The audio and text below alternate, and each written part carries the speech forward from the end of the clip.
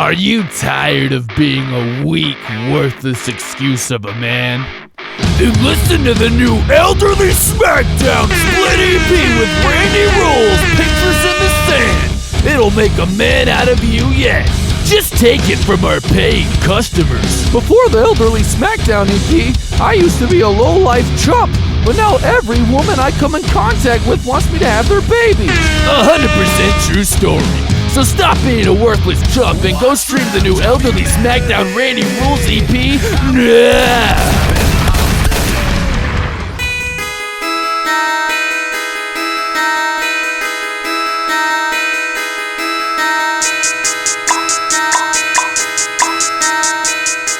Yo, yo, yo! What's up, you guys? It's a lovely Wednesday morning, February 19th. And guess what, baby? The new Elderly Smackdown Randy Rulz split EP is out now, as you heard in the amazing commercial beforehand. Geez, I'm so happy. I'm so happy to have this out. I've been working on it for a long time. It's an idea I've had in my head, I think, since last summer. And so it's cool to finally see it come out, see it come into fruition. It's a real blessing, man. Thank you, everyone who streamed the EP so far. I know people are kind of slow getting on it. In fact, the first few days, I was getting more streams on the old EP than I was the new stuff. And I was like, yo, get down with it. It's new music. So, but I think people have kind of caught on that there's some new music out now. And, you know, it's not going to blow up or anything, but, you know, like I kind of like it that way better because I want Reidy to be my main source of you know, expression and my main thing that I like to do. But I'm just super proud of the music that's on this thing, man. And honestly, like, I think it's some of the best music to come out this year, just period. And so, couldn't be happier with it, man. Go stream it. It's at elderlysmackdown.bandcamp.com. Look up Elderly Smackdown on Spotify. Look up Elderly Smackdown on Apple Music, Apple freaking Tidal, Napster, YouTube. It's everywhere, man. It's everywhere. And we're going to maybe put out some music videos. And like I said, I'm hoping to put out a little cassette release with it too, or something of that nature in the near future. So be on the lookout for that. But man, I'm so excited to have these songs out. And that's what we're going to do today. We're just going to talk about it a little bit. So like I said, this was an idea I had around last summer, right about after the Elderly Smackdown album we put out last year. And I was like, okay, like there's only like 8 songs on this, really only 7. Like I want to be able to put out some more music like ASAP. And we went over like some people that we should do the split with. And then what we ultimately landed on was Randy Rulz. And we were nervous about that at first because even if you listen to the EP, I mean, it's very obvious our distinct sonic differences that happen. Like Elderly Smackdown, very obviously we identify as folk punk. And Randy Rulz, I feel like, is definitely more of a lo-fi singer-songwriter, but Randy Rulz also has touched a lot more musical landscapes than Elderly Smackdown has. Most bands have touched more musical landscapes than Elderly Smackdown has because we pretty much just write 2.5 minute freaking goofy, peppy, happy songs and nothing else. And so that was funny, and that was just funny in the sense that, like, you know, we had our reservations about asking Randy just because the styles were so different, is basically what I'm saying. And so, but eventually we just said, screw it. Like, let's just ask Randy to be on here. Randy's a great artist, and I'm sure he will give us great music if he wants to do this with us. And so if we have an EP full of great music, then, like, whatever. Who cares if it makes sense? So we went out of our way. We went and asked Randy to do it, and Randy graciously accepted our offer. And he seemed like he was really excited about it. And we will talk to Randy later on this podcast, as you might have seen in the title of this episode featuring Randy Rulz. We did get to talk to him for a little bit on the phone here in a second, but he graciously accepted our offer. and without really knowing what the music was going to sound like. And I'm not sure if he had any reservations about just the EP like lacking in cohesion. I guess I don't know if that was a thing that he had, but I mean, after a few times of waiting, and we talk about later in this interview, originally these were going to be some older songs that he was going to kind of dig up, and it was going to be kind of a special, like, hey, here's some songs that I'm still really proud of that were never released kind of thing. He had some trouble finding them, and so what he did was he just gave us some brand new songs that he had been working on, and kind of. We go into it in the interview, but altogether, I mean, when he sent me the songs, mind you, he had not heard the songs that we had put on the table for the EP, and I kind of wanted to keep it that way. I didn't want, because like I said, I didn't want him to kind of be taken off guard, like, oh man, well, if this is how their half of the split sounds, maybe I need to do this, that, the third. I was ready to just put out an EP that did not have any sort of cohesion to it. But when he sent me the songs, I was actually in Wichita, Kansas, doing a show when he sent me these songs, and I was listening to them on the way back, and man, I got a little misty-eyed, I'm not gonna lie. I was kind of overwhelmed with how freaking sick and dope these songs were, and just how good they worked in the EP together. And how, just like, you go from like, it's crazy how in a 4-song span, like the very first song is Why Yes I'm Better, which is very obviously a really kooky, freaking goofy song. And then like the 4th song is this super dark, sad, retrospective song that like, and somehow we get from there to there in 4 songs, and it totally sounds like it makes sense. And I think it just has to do with the way both of the sides were produced. And just, I don't know, the content and the spirit behind it, honestly. I honestly think the biggest takeaway from this EP is just the spirit behind music can bring it together. And I feel like me and Randy were on the same wavelength in terms of the spirit that we were putting behind the music. And I think that's what made it end up being a very sonically cohesive experience. I know I keep saying cohesive, but I'm just surprised that the EP turned out this way, and I couldn't be more grateful that it happened like that. And so that's the story behind that. In terms of the songs themselves, let's go ahead and get into it. Of course, we have what maybe the most off-brand song I've ever wrote, Why Yes I'm Bitter. When you die, I'll be happy when you die. I won't mourn and I won't cry, and I'll never wonder why. When you die, I'll put on a suit and tie, do a skip and touch the sky. I'll be so happy when you die. Off-brand, of course, only in the sense that I definitely generally just write super positive music and, super, like, I don't know, I don't want to say self-help music, but very, tuned to the fact that we all go through certain struggles in life, and a lot of the struggles that we go through are very similar to that of one another's, and that we should come together and like help each other through our problems instead of acting like they don't exist. That's mostly what my music is about. This song is about wishing someone would die. And I'm glad I haven't gotten any like weird backlash for it yet, because like, I don't know, it is a very bitter song, and I do like my music to be appreciated by all audiences. But if you can't tell via the music that it's very tongue-in-cheek and very much so a joke, then I don't know, like I don't really care. And that's kind of why I came down to like, yeah, I do want to put this song out, because A, it's hilarious, B, it's very catchy and fun, and C, it's just a really freaking good song. So the song was actually inspired by a friend of mine whom I once had, who I haven't spoken to in a while, but he always would tell me about he had a lot of really personal things with his father, very bitter feelings towards his father that would never be quite fixed, and he never plans on seeing his dad ever again. And there may or may not be restraining orders involved, and it's a bad situation.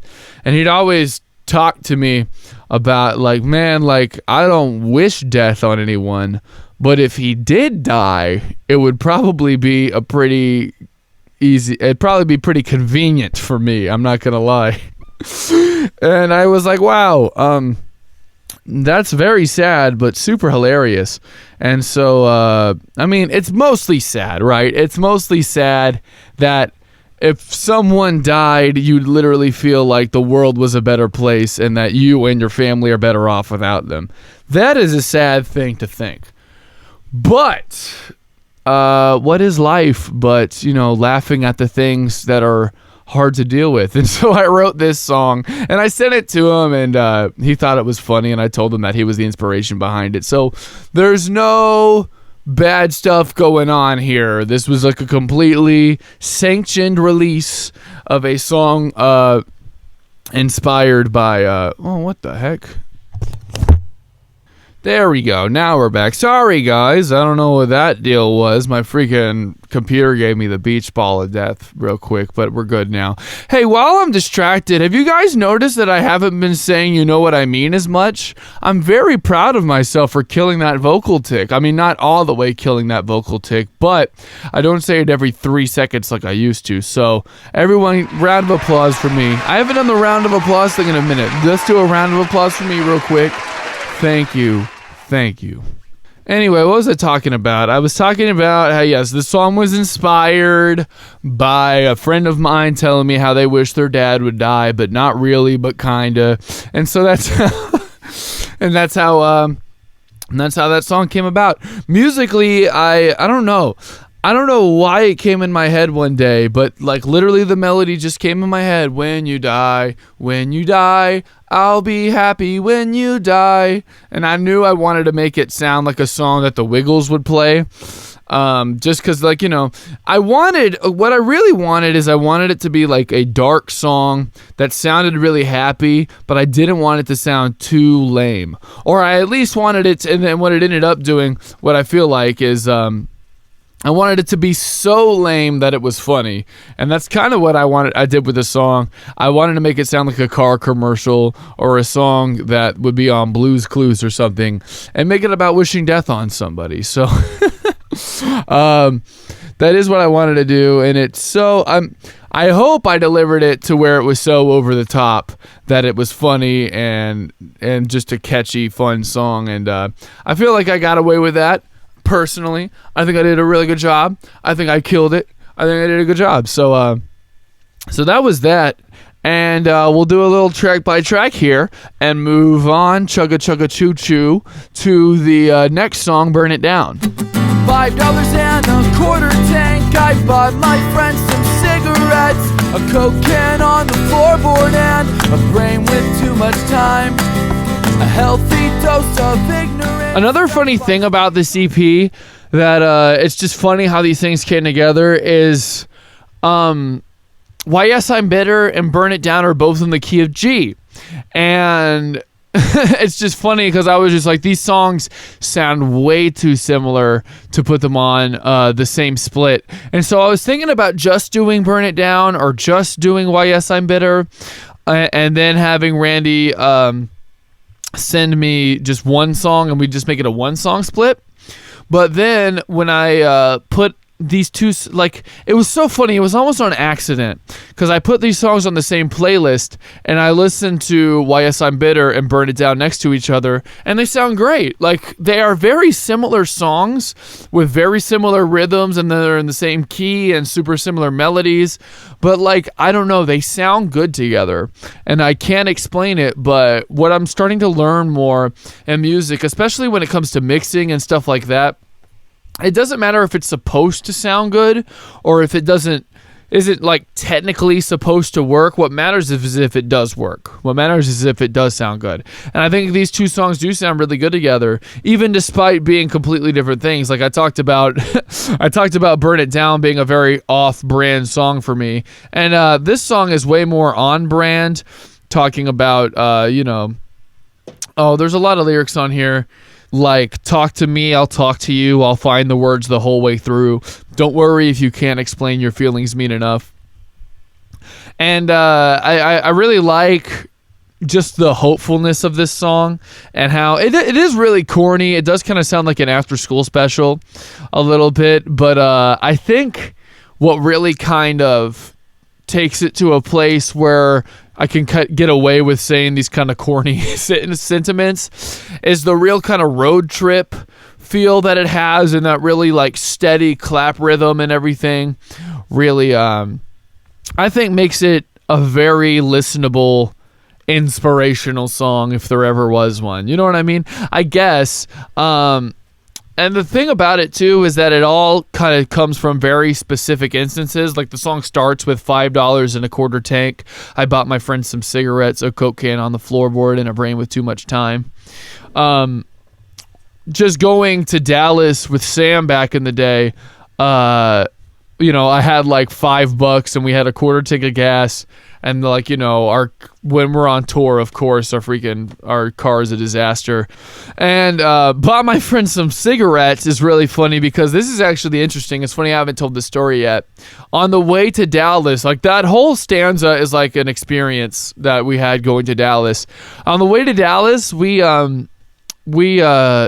a van get pulled over in the middle of nowhere, Texas, kind of, and we saw a whole bunch of punks in the van, and we're like, oh God, like that's not good.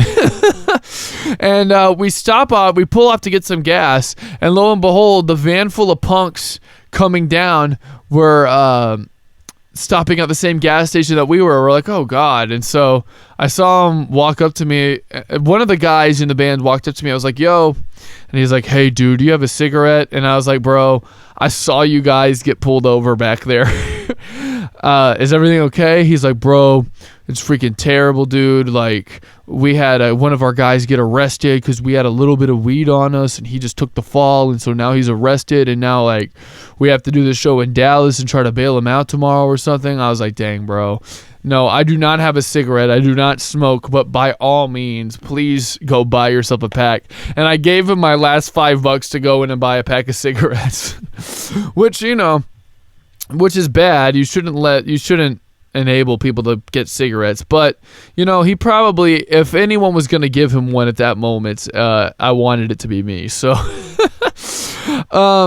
so that's what that's about. But that's all. These are all experiences. Like, what is a best friend if they don't kick you in the balls at least once? Like, when I was literally writing this song, I was in the middle of writing this song, and Sam, like, accidentally, like, he was playing with this bouncy ball, and he was like grabbing it really fast, and one time he didn't grab it, and the ball just went flying and hit me right in the nuts, and I was like, oh my God.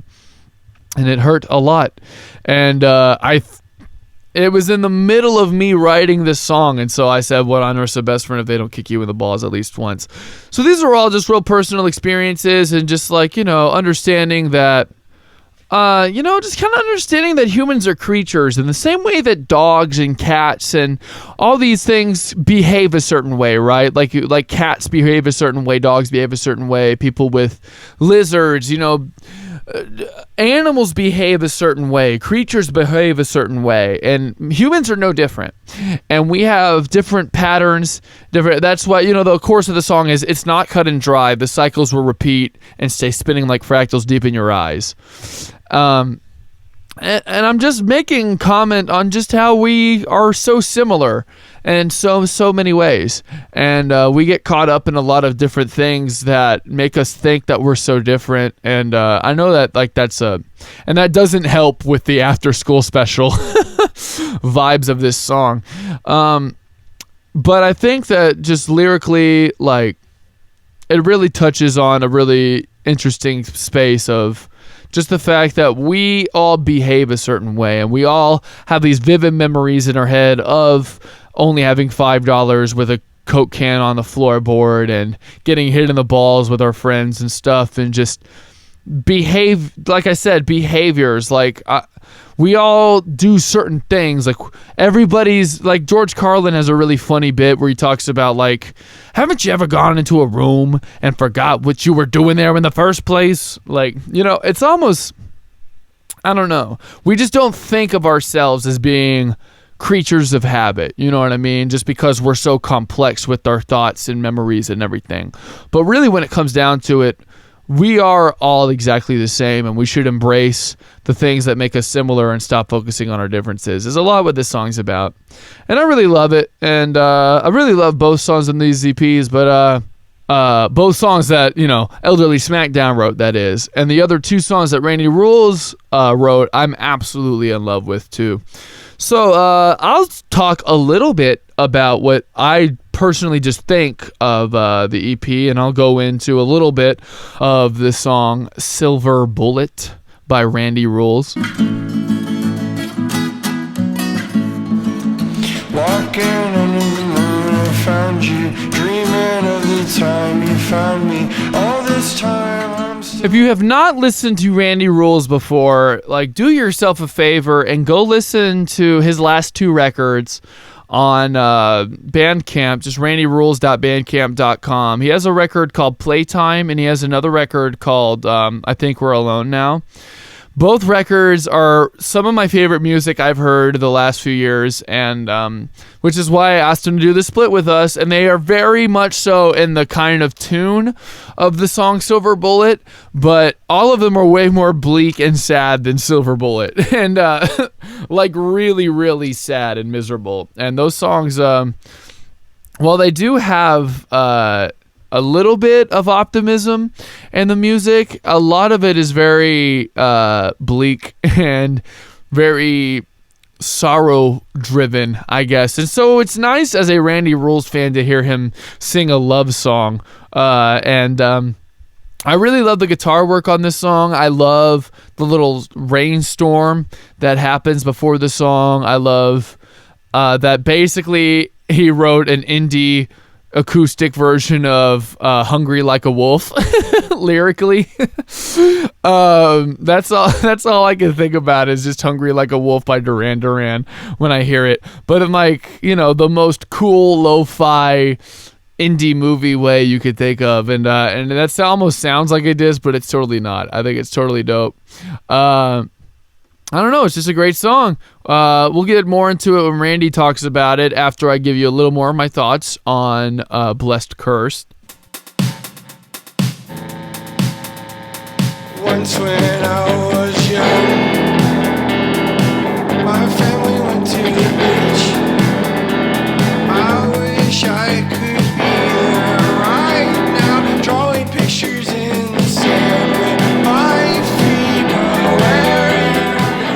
This song was really surprisingly a fan favorite so far. It's only been out less than a week, but so far, this has got maybe the most streams other than Why Yes I'm Bitter. I knew was going to be, like, you know, the hit per se, but everyone really loved this song Blessed Curse by Randy Rulz, which I'm really happy about, and it's such an outlier on the EP, but it just works so well. Like, it's just so... It's right in tune with what we're doing, and I think it goes kind of more into just the spirit, like I said, of what we were kind of writing in this. And like I said, it's funny how it goes from Why Yes I'm Bitter to this really, like, kind of dark and brooding song. But I just love the way we got to this point in less than 9 minutes. You know what I mean? And the guitar tones and the guitar work on this song is really great, and the hook is catchy, even though it's, like, somber and kind of hard to listen to. And all that being said, like, I'm really happy that people were receptive to this song, because it really was the one song that I thought maybe wouldn't get as many plays. But overall, I think that it has a lot to do with the album being less than 10 minutes, but every single song on this record hasn't really been streamed any more or less than any other, and that makes me really excited. That makes me really happy. And I'm glad that this is like an EP that we could put together in a way that I think kind of caught people off guard and maybe people weren't expecting from either of us. And so I think that's really dope. And I think that all the music here is really, really great.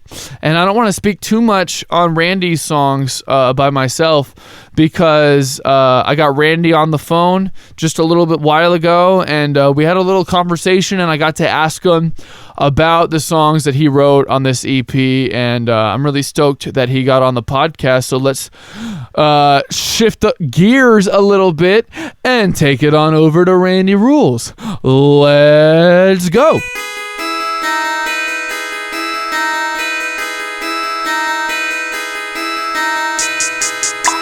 What's up? It's the SDR podcast here with the special guest. You already know who it is. We've been talking about it the whole episode, but I finally got the other half of the Pictures in the Sand EP here.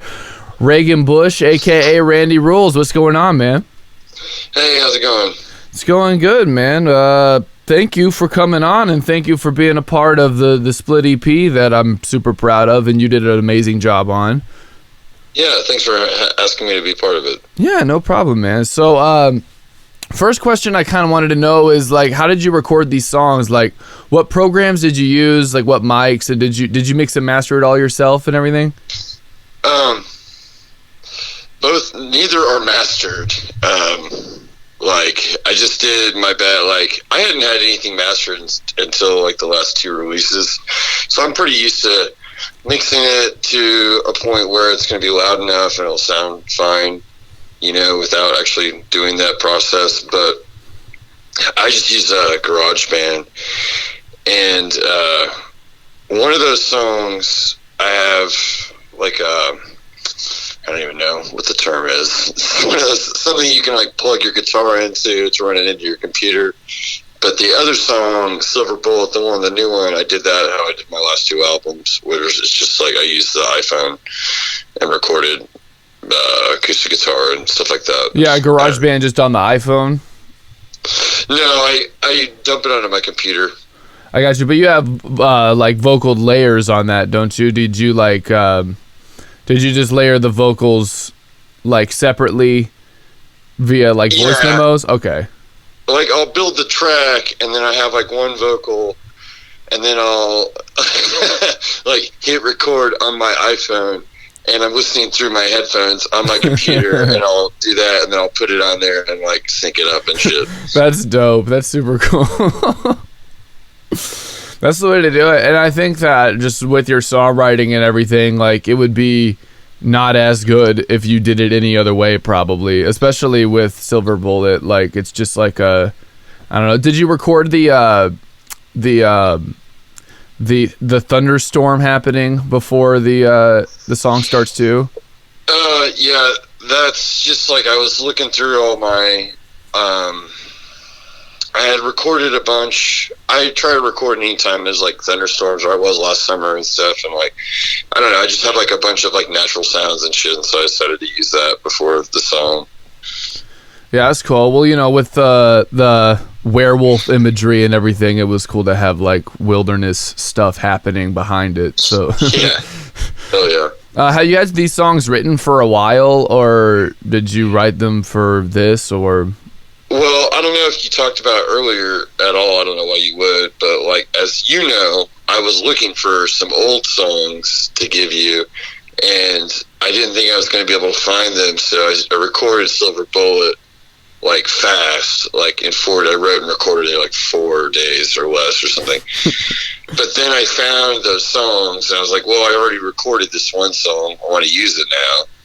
But I used the best of the two that I was going to give you. So the other, Blessed/Cursed, is like a song I recorded like 3 years ago at this point. But I got you. I was looking through your catalog because I know you titled it Blessed Cursed Electric. So is there like an acoustic version or like a stripped down version? There is, yeah. It's on Playtime. Oh, okay. Not my last album, but the one right before it. I got you. What would you say, like, sonically your main point of influence was for these songs? Jeez. Well, for Blessed Cursed, I was totally trying to do like a Guided by Voices type thing.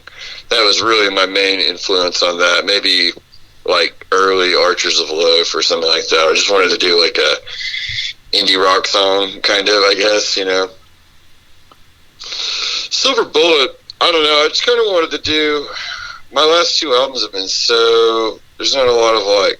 I mean, I guess there's like a little bit of levity, but it's really like bittersweet. I don't know. Those albums are kind of like sad, I guess. And I was like, I want to do like a fun, just like a love song, you know, or something. Just see if I can write something that's like not necessarily personal, but more just kind of like a universal theme, you know, that'd be like a fun thing. I just came up with Werewolf for Your Love is like, this is the chorus, and I worked backwards from that. Oh, so, yeah.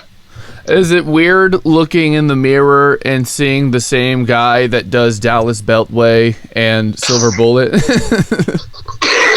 Well, music for like 20 years, and most of my music, really, it's more the other way around, I guess, you know, like to, I mean, I've always had it in me, and I've always wanted to do like a darker thing, like what I do in Chat Pile, but when I'm driving, I guess, it's usually, like, I've recently been doing a lot quieter music. I was in a band, like just kind of a regular indie rock band for several years, some years ago, but I don't know. I do want to get back into.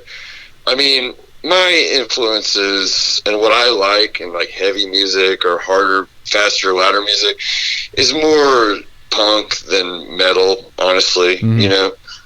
So like, I don't know. I do want to do kind of like. I've always wanted to do. I don't know if you know that album, Rock and Roll Animal, the Lou Reed album, where he like assembled this glam super group to basically do like these elongated, radically different versions of like classic songs of his, and it's live. Like I actually really haven't heard of that. That's like a Lou Reed thing. They do like Velvet Underground songs and stuff. Like yeah, and the version of Heroin is like amazing. It's really good. I've actually never heard that. Yeah, I think there's actually like another album that's like other songs from that same show too. I don't know. I've been wanting to do something like that. Maybe with Randy Rulz, like do kind of more of a rock thing. Yeah.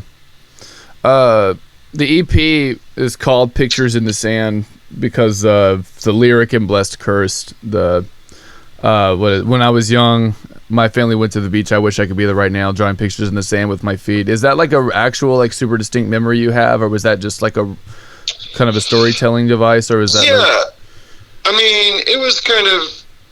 Yeah, no, for sure. I mean, it was more just kind of like an illustration. I don't know. I wrote that song when me and my partner were splitting up. We'd been together for like 10 years. And I don't know. So it's just like, wow. Okay. Yeah. That actually was my next question. Was because that song is a lot more abstract in its storytelling, I guess. Like, but it is essentially a breakup song, huh? It is. Yeah. For sure. That's pretty sad. with the where are you going now, delivering everything. It's that's cool though. I mean, like it's and that I don't know, the sonic landscape of that song, I guess, is very like bleak, I guess, even with the drum machine and the electric guitar and everything. So, but that's a song you had written for a while. You said that was a few years old. Yeah, that I recorded that a couple years ago, like while we were breaking, when our house was emptying out and stuff. So, I got you. Yeah, I had another, like an earlier version of Overdrawn with the Memory Bank, which is another song that ended up on Playtime in like a different version. But that has like, it's sort of that song, but it has like a trap beat to it. The guitars are like super overdriven and stuff. I don't know. I may release that someday somehow. Otherwise, but yeah. I wanted to use Silver Bullet because I had like finished it and I was like, oh, well, this is like new, you know. So yeah. Yeah, these songs are like super different from each other. Did you ever think they'd end up on the same project, or like did they just happen that way because I asked you for them? Sort of more of the second thing. Yeah. For sure. Yeah. Uh-huh. Yeah, well, they work like super well together, especially like even the beginning of the EP with the songs that my band put on there. Like, I don't know, like there's like a seamless transition into just like the first track is obviously just very like goofy and stupid, and then like it slowly, I guess, creeps its way into this really dark breakup song pretty seamlessly. So I think it worked out pretty well. Hell yeah, totally, man. All right, I think that's everything I actually had to ask. Is there anything you wanted to add about like what these songs mean to you, or like any like how you did it or anything? No, not really. I had a great time doing it. Appreciate you asking me to do it, and it's cool that you put it up on Spotify. I don't have any of my music up, my solo music up on Spotify, right. So that's nice. Is that anything that's going to happen in the future? Are you going to put the Randy Rulz stuff on there? You know, I really should. I would at least like Playtime and I Think We're Alone Now on there because I love those records a lot. Yeah, thanks. Yeah, I think I would do those, and then maybe there's one right before that's kind of like a noise album I made. I think I could put up that without any like copyright. Yeah. right. Yeah. Stuff like that. Yeah. But well, cool. Is there anything you want to plug before we get you out of here? No. Go ahead and check out randyrulz.bandcamp.com or Elderly Smackdown.bandcamp.com. Is that what it is? Yeah. Yeah. And we're on Spotify and all that shit. And also Chat Pile. I'm in too. Fun times. So. Mm-hmm. And you guys have those shows with Betrayal of Guilt when March 12th and 13th? 7th, I think. 6th and 7th? Okay, cool. And that's in Houston and Baton Rouge? Houston and Baton Rouge. Very dope. Yeah. Very dope. Well, that'll be cool, man. Well, hey, thanks for coming on the podcast, man. I appreciate you. And the music's thanks amazing. for having me. I appreciate you. Thanks. Absolutely, man.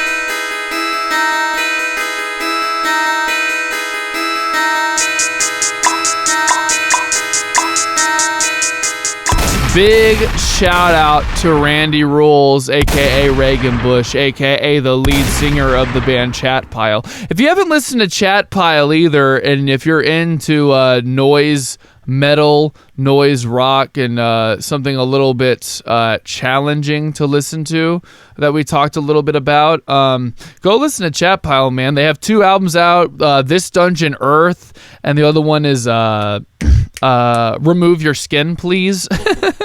Yeah, that's the name of it. And those EPs are really great too. All of Randy Rulz solo stuff. Just go listen to him, man. Him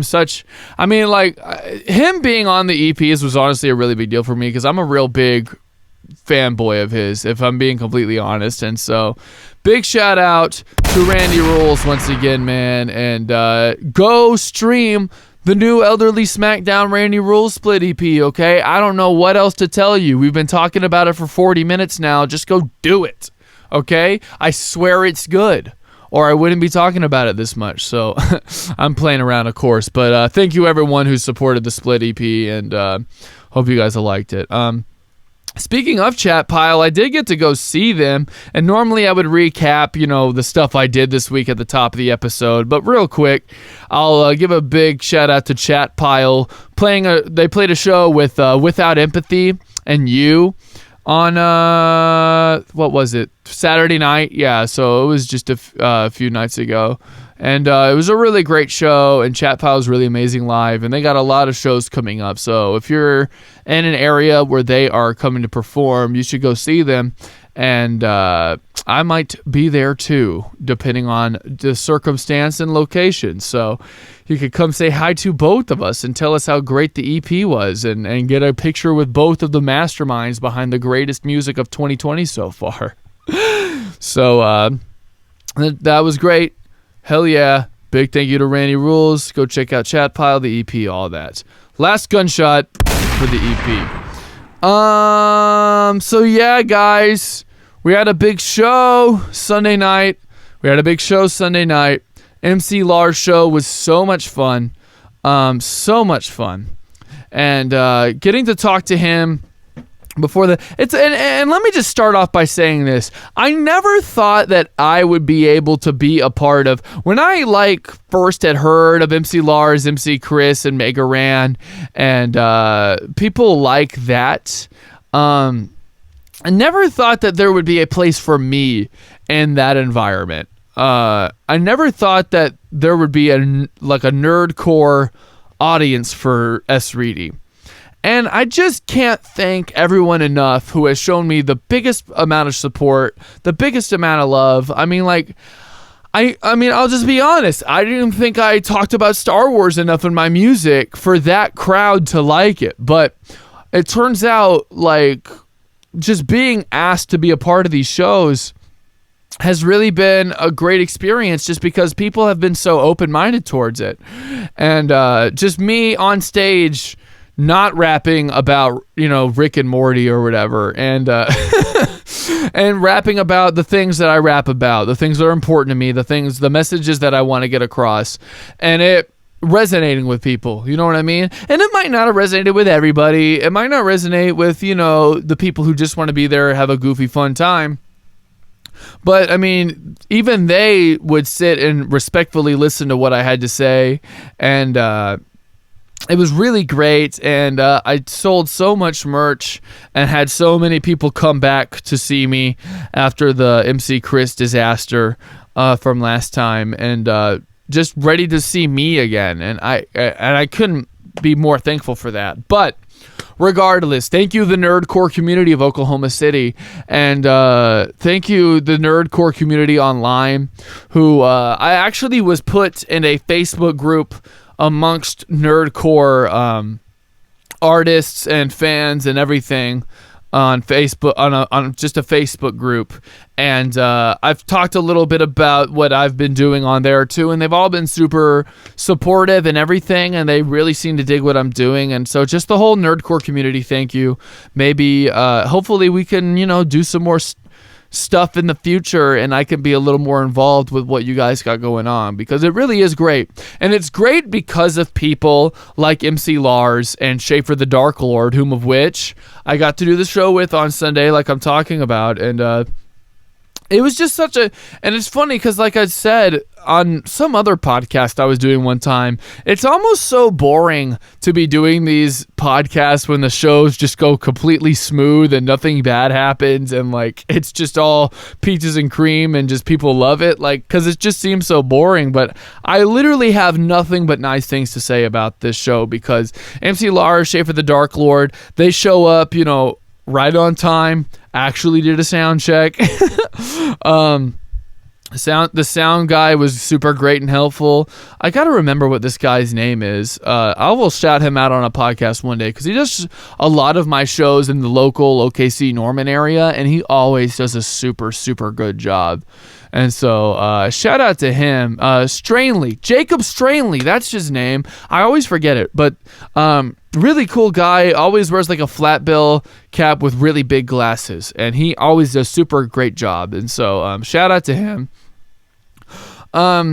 So I show up and I got my merch out, and man, like God, I'll get into it more later, but my computer decided to stop working in a few different areas, and one of those areas being a CD burner. And for people who've come out and seen me before, you know that I burn CDs and I fold them up and I make a cool little drawing on it, and that's why I only sell them for $5, is because like it's not too much to do.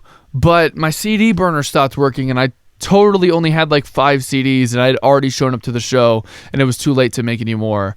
And anyway, that caused problems later. So that happens, and I'm kind of stressing out. I'm also stressing out because I'm afraid that like there might have been some MC Chris fans coming to the show that might hate me for one reason or another that I just am so tired of explaining, so I won't go into it. But basically, when MC Chris, who is highly affiliated with MC Lars, came to town, a lot of stuff went down. And I will never do a show with him ever again. And the reason I was comfortable doing the show is because MC Lars at one point said that he was never doing a show with Chris ever again either. And so Regardless, I thought maybe some of MC Chris's fans were going to show up and maybe they'd harass me. Just a tiny little fear in the back of my mind. Obviously wasn't anything that stopped me from doing what I was doing. But that didn't happen, and I did see some familiar faces, but they all seemed to be really kind and like understanding of what I was doing, and just knowing that all I'm doing is going up there to get you warmed up for the opener. That's all I'm there to do, okay? And just so many new friends, so many great new friends that really resonated with it, said that it really spoke to them. Bought merch, and just, I'm gonna be honest, so like I said, my CD burner stopped working, and so I didn't have CDs to give people. And I've never seen this amount of just compassion from fans before, where someone came up to me and they paid $10 for a CD, and I just gave it to him. I was like, heck yeah, man, cool. And another guy came up and he said, yo, I know that you said on stage that your CD burner's broken and that you can't make any more CDs. So here, I'm going to give you $10 and I'm going to burn the CD that he has with him. And so you can just make it kind of a 2-for-1 situation because I'm going to put that on my computer. And I'm like, oh my God. Like, are you serious? Like, you are so nice that you're literally going to tell me, hey, I'm going to steal my friend's CD and burn it on my computer. And not only are you nice enough to tell me that, but you're nice enough to pay me for the WAV files that are on the CD that you're borrowing from your friend. And that, like, you know, I get rid of one CD and I get paid twice the amount for it. On top of that, he's paying $10 instead of the $5 I'm asking for. I've never seen that in my life. And so I run out of CDs, and 3 separate people, maybe 4, I don't remember. I feel just terrible about this, but they literally just came up to me and just straight up gave me cash donations for nothing. And I was like, yo, do you want like a freaking autograph or like a hat or like anything? And they were just like, no, man, like it's fine. Like I just want you to like, and I ended up signing a few autographs, but they just wanted to give me money just because they were believing in what I was doing, and they wanted to give me a donation. They were like, oh, I understand you don't have a CD, whatever. Here's just some money. And I was like, what? I feel so... I mean, I was talking to some people about it after. I mean, I feel terrible about that. I feel so embarrassed that because of my stupid computer, I wasn't able to give people something for their donations to me. Like, I feel so dumb for that. And the thing I'm starting to learn is that you can't deny blessings when they come to you. Like, just because, like, and I have a lot of weird trust issues with people in general. And I constantly kind of believe that people only ever want to do something for you if you're going to do something for them in return. And so already I have this mental thing kind of going on where I'm like, no, don't accept their money. Don't do it. But I'm trying to learn, and I'm trying to teach myself to not do that. So I just took the money, but I just feel so bad. And if you're listening to this and you were one of those people that just gave me a donation, please message me on Instagram, or please do something and let me know so I can mail you a CD, a patch, or something, because like that kind of kindness will always be in my heart forever, and I will never, ever, ever forget that kind of stuff, no matter how far I go in life. And so thank you everyone who came out to that show. Schaefer the Dark Lord went on after me. I know that was a really emotional little thing to just plug in there, but anyway, Schaefer the Dark Lord performs after me. Super great. I would recommend Schaefer the Dark Lord to anyone into nerdcore that might also be into Aesop Rock. They're both like, Schaefer the Dark Lord is from New York, so it does make sense that is kind of like an inspiration that I kind of got from him. And but really wordy, really bouncy, just really fun, funny hip-hop music. Schaefer the Dark Lord was really great. He wears this purple suit on stage, and with these gloves, and has this kind of like, you know, mad scientist kind of vibe going on. And it reminded me so much of being in high school when I was in competitive acting. Like, just the energy, the like bombastness of like performing for people. He really almost brought kind of a Shakespearean element into like performing goofy rap songs about things you have in your pockets.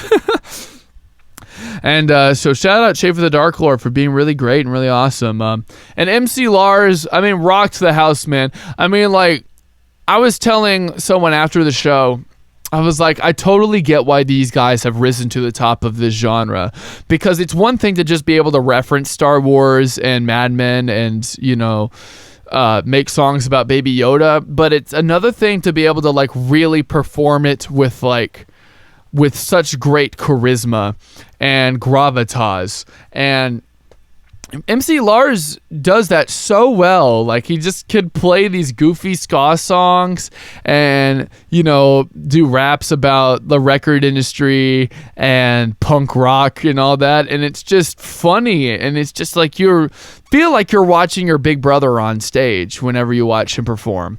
Like, you just feel like it's like your friend. You're like, oh, dude, look at MC Lars. He's freaking just murdering it up there. And, like, he does put on a great show. There was a lot of great crowd participation when he did the song Hot Topics Not Punk Rock, and he got out in the middle of the floor, and he like had everyone do like a circle pit around him. And it was really sick. And then he did, of course, This Gigantic Robot Kills, the big hit song on his album, This Gigantic Robot Kills.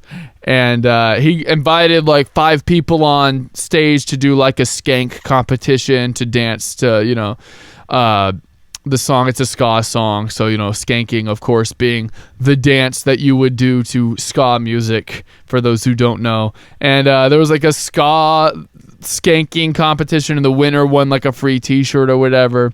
And it was a lot of really cool crowd participation. And just overall, MC Lars really knows how to like give an audience what they came for, and super, super dope. MC Lars met every single person that wanted to talk to him. He gave them all the time of day, and MC Lars is just, I couldn't ask for a better person to do a show with, and a better person just to be around. Like, and Schaefer the Dark Lord too, just a pleasure to just be in the presence of, you know what I mean?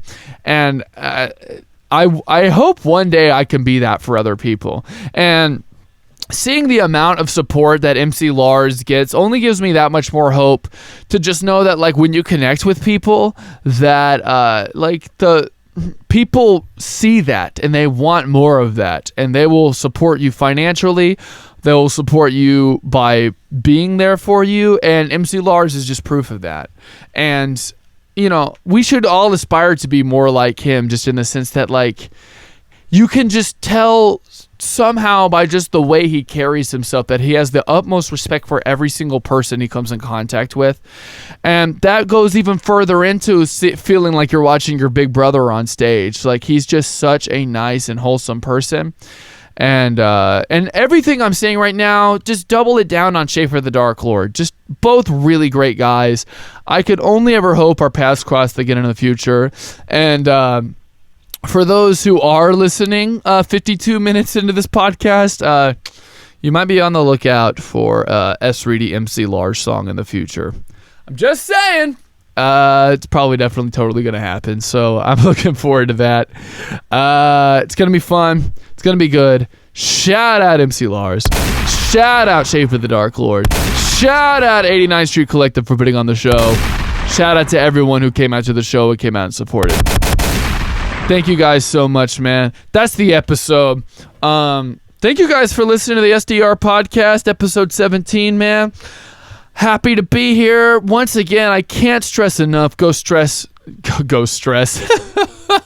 I need to get off the mic. Go listen to the new Elderly Smackdown Randy Rulz EP. It's really good. Upcoming shows. This Friday, and this Friday means February 21st. If you are listening to this the day it comes out. The Happy All Right are coming to town with Rare Candy. We're doing a house show. DM me for the address. Those two bands are going to be there. Curse and Knife's going to be there. Cliff Diver's going to be there. Ben Quad's going to be there. And S. Reidy's going to be there. Come out to that show. It's going to be bonkers. And then in the March shows, I am performing March 12th at the Deli with Brzezowski and Character and LHS and Teflo Dollar. That show's going to be really great. A week after that, I'm performing with Had Enough on the 18th. Had Enough and who else is coming? Patch Flowers, Ollie Ray Ben, and a few others are doing that show, but that's Had Enough's tour on that. March 27th, Elderly Smackdown is playing with Limp Wizards at the Opolis with Pink. Gosh, I called them Pink again. The name is King Pink. I said that last week too. We're performing at the Opolis March 27th with Limp Wizards, King Pink, Gall, and Minose. And then the day after that, we're performing with Matt Pless at the Forge, I'm pretty sure in Oklahoma City. Somewhere in Oklahoma City. Elderly Smackdown will be playing with Matt Pless, and I'm so excited about that show too. So many good shows coming up. And I got a lot of stuff in the works too. S3D Lone Moon might have a new song coming out soon.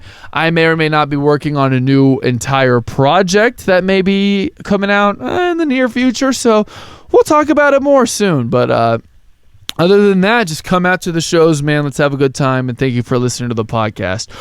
We're going to end with music today from Walter Etc. You folks know, if you know me well, that this is one of my very favorite bands. They have a new album coming out this March. I'm so excited about it. I'm so excited about it. And Walter Etc. is just a great band. Dustin is a good friend of mine that I can't wait to hopefully have on the podcast when this album comes out. This new song is called Punk with an X, which you might know if you're a Walter Mitty and his Makeshift Orchestra fan, might be a reference to Punks with an X. But like this is like Punk with an X, as in like an ex-girlfriend, ex-boyfriend. And so it's a sad little breakup tune that I've been obsessed with, that I've just had on repeat the last week or so.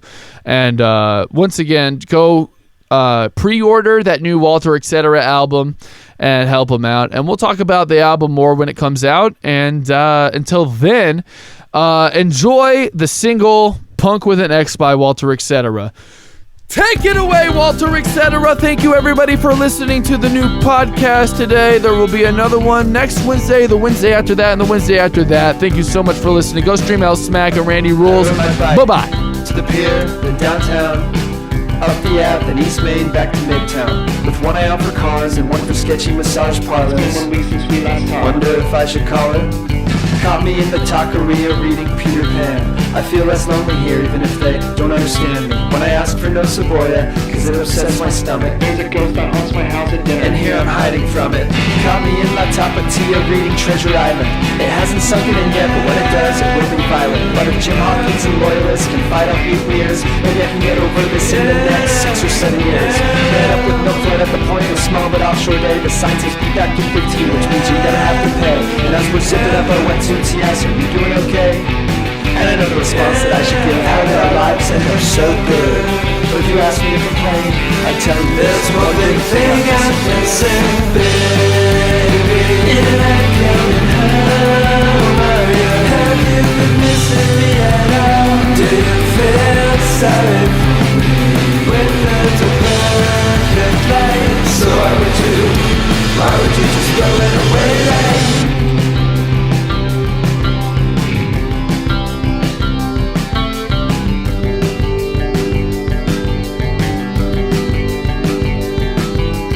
This was an art comedy, I'd find it pretty funny to end up lost and broke on the wrong side of my 20s. Now suddenly I'm shameless and can get myself to rally. I went solo to the fair to see Sublime with Frankie Valli. When I get home, I bum a smoke on my Kentucky neighbors. They feed me a bunch of tequila, tell me who on the block will tweet us. They ask me where my girlfriend's been and when will I propose. I shrug and tell them work trip, and well, who fucking knows. This is my life without her, and yes, there are some benefits. I do a lot more yard work, and I make a lot of artwork, and I randomly now floss more, and I feel like I'm less sensitive. Hey, maybe I'm less sensitive. See, I'm making the best of this. Head up with 30 at the dredge on a big and soupy day. In the morning, Murray layer water, silver sky was gray as we rode the rip along the jetty. He asked, are you doing okay? I said, Jesus, he doesn't really worry about me. I'm fine. These things take time. This too shall pass, or something like that. Baby, you're not coming home, are you? Have you been missing me at all? Do you feel sorry for me? When there's a perfect light,